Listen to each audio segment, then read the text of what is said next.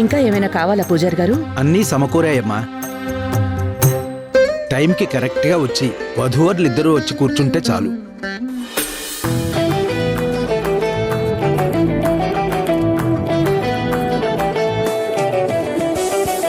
ఏంట్రా చూపు? ఏంటలా చూస్తున్నావు? ఏంటమ్మా రోజు రోజుకి గ్లామరస్ గా తయారవుతున్నావు? వీళ్ళందరూ నిన్ను చూసి కొత్త పెళ్లి కూతురు అనుకుంటారేమో అనా? మమ్మల్ని హైలైట్ అవ్వనివ్వరా? చాలే ఆపరా. ఈరోజు ప్రతాప్ ఉంటే బాగుండేది అనిపిస్తోంది. నేను తను పీటల మీద కూర్చునేవాళ్ళం. నాన్న మనతోనే ఉన్నారమ్మా. ఈ చుట్టూ తిరుగుతూ అనుకుంటూ ఉంటారు నా పెళ్ళానికి సోకులేమీ తగ్గలేదు అని.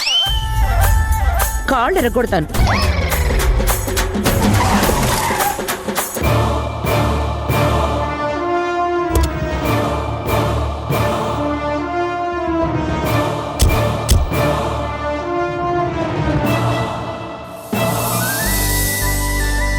Hi uncle. Hi Dhruva. Hi Krishna. Hi Mallika. Hi. ఎలా ఉన్నావు? నమస్తే. ఈ ఇల్లు, ఈ ఇంట్లో మనుషులు ఇచ్చిన షాక్ నుండి అంత త్వరగా కోలుకుంటానని నేను అనుకోవట్లేదు.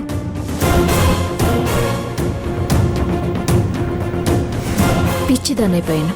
Better late than never Greeshma.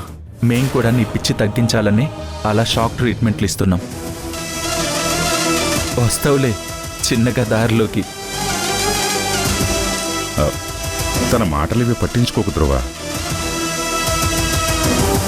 పట్టించుకుందాం uncle, కానీ ఇంకా సహించొద్దు. మేడంని కూడా లైన్లోకి తీసుకొచ్చేద్దాం.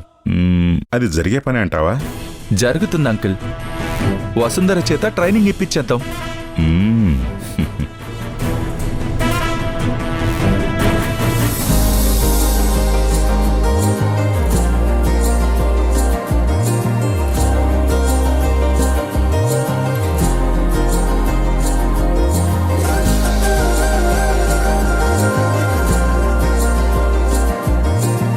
వెల్కమ్ టు మై లైఫ్ పెళ్ళాం గారు.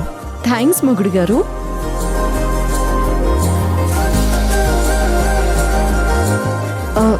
బాగున్నావు ఈరోజు. ఏంటి ఈరోజు కొత్తగా చెప్తున్నావు? నేను ఎప్పుడూ బాగుంటాను.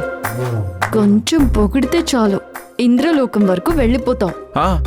మరి అక్కడే కదా రంభ, ఊర్వశి, మేనక ఉండేది. ఏమైందిరా? గండు చీమ కుట్టిందమ్మా. జాగ్రత్త సార్, మళ్ళీ మళ్ళీ కుట్టకుండా చూసుకోండి. ఏంటి? అదే గండు చీమ.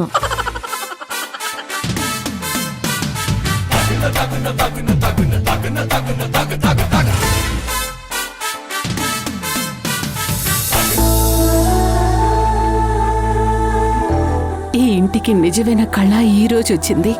మీ ఇద్దరి జంట చూడటానికి రెండు కళ్ళు సరిపోవటం లేదు. ఏంటత్తా అలా చూస్తున్నావు? నీ అల్లుడి పక్కన ఇది సరిపోయిందా లేదో అని చూస్తున్నావా? సరేలే, ఏం చేద్దాం, ఈ జన్మకి అడ్జస్ట్ అయిపోదాం. రేయ్, మా అందరినీ అవమానిస్తున్నావు. కోతి వేషాలు వేసావనుకో ఏం చేద్దాం వసుంధరా? ఎంత కోతైనా డోలు మోగించినట్టు ఆడాల్సిందే. ఇక్కడ డోలు మన చేతుల్లోనే ఉన్నాయి కదత్తయ్య. అంతే వసుంధరా, తగ్గేదే లేదు.